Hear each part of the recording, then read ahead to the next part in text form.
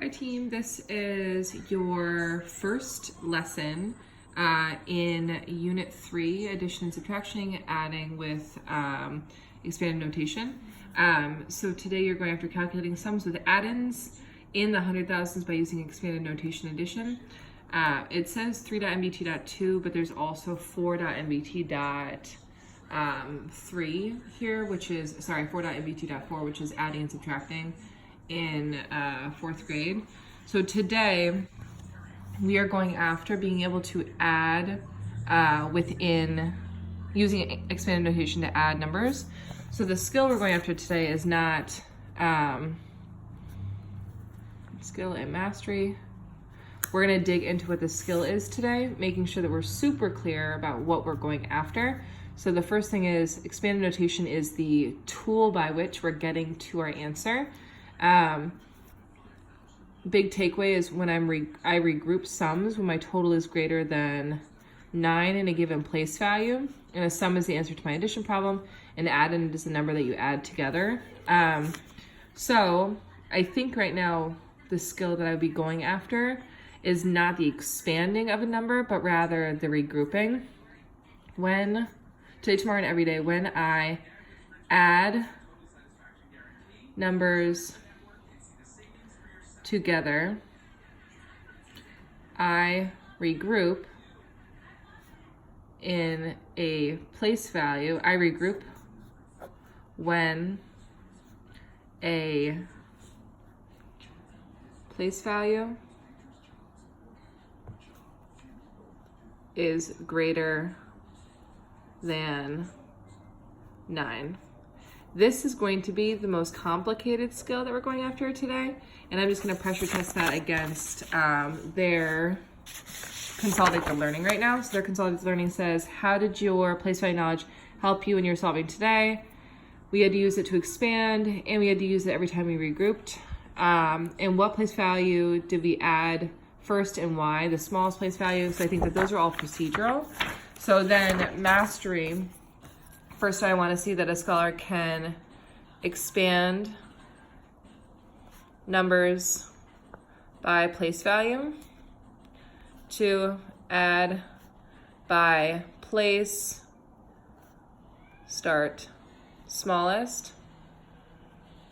Then 3, regroup. I'm just going to say when needed. And this is going to be the big skill we need to address today.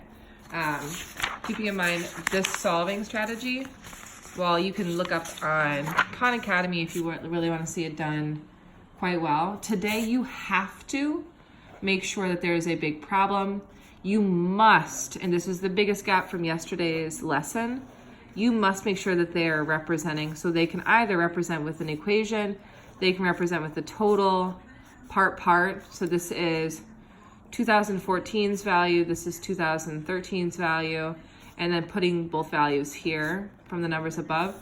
Then when you get to the solve, this is the only time where you start to actually, 225,698. This is, we'll do year 2, because it's the second year, and 92,671. This is year 1 equals T for total. These are 2 different ways you can represent. You have to have a representation in place. Then 200,000 plus, I just did not give myself enough room, 20,000 plus 5,000. I'm going to do this down here. Again, this is going to be key for kids, is the actual spacing. So giving them enough room, modeling that spatial awareness. Watching Chopped in the background. And then adding the 2 parts. So the biggest model you're gonna need to do today, and I'm gonna show you here, and you have time in IPP tomorrow that you need to watch this, there's not a gap here. But the biggest issue with adults when they add is that we don't show our thinking. So we're gonna say 8 ones plus 1 1 gives us 9 ones. 9 tens, or 90 plus 70. Here's the skill I need you to see. 90 plus 70 is 160. We put 160 down here. I know that when there's more than 9 in a place value or more than that place value, has 100 in it, I'm going to take that 100 away and regroup it. That is the entire skill that we're building for tomorrow when we show them. If I have 16 here, I leave the 6 tens and I carry the 10 tens because 10 tens is 100. You need them to see that this regrouping is because I can't have 100 in the tens place. I need to regroup that, and I know that 10 tens equals 100.